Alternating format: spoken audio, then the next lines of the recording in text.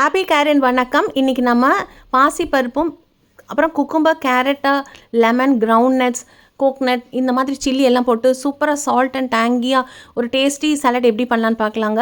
நீங்கள் இது எல்லாமே வாஷ் பண்ணிவிட்டு கேரட்டை புட்டுத்தட்டில் சீவிக்கோங்க. குக்கும்பர் சாலட்னா தோல் ரிமூவ் பண்ணி கட் பண்ணிக்கோங்க. இல்லை சின்ன குக்கும்பர்னால் நீங்கள் அப்படியே கட் பண்ணி சாப் பண்ணி போட்டுக்கோங்க. முதல்ல குக்கும்பர் ஒரு பவுலில் ஆட் பண்ணுங்கள். அதுக்கப்புறம் துருவி வச்சுருக்க கேரட் அதோட ஆட் பண்ணி கொரியாண்டரை பொடி பொடியாக அரிஞ்சு அதையும் இதோட சேர்த்துங்க. அதுக்கப்புறம் நறுக்கி வச்சுருக்க பச்சை மிளகா, 1 மணி நேரம் ஊற வச்ச பாசி பருப்பு, அதுக்கப்புறம் தேங்காய் பூ, நல்ல துருவின தேங்காய் பூ ஃபைபர் ரிச்சுங்க, அதனால இது ஒரு கை நிறையா சேர்த்துக்கோங்க. கடுகு, உளுத்தம் பருப்பு, கடலைப்பருப்பு, கருவேப்பிலை, பெருங்காயம் தாளித்து இதோட சேர்த்து உப்பும் சேர்த்து நல்லா நீங்கள் மிக்ஸ் பண்ணி விட்டுக்கோங்க.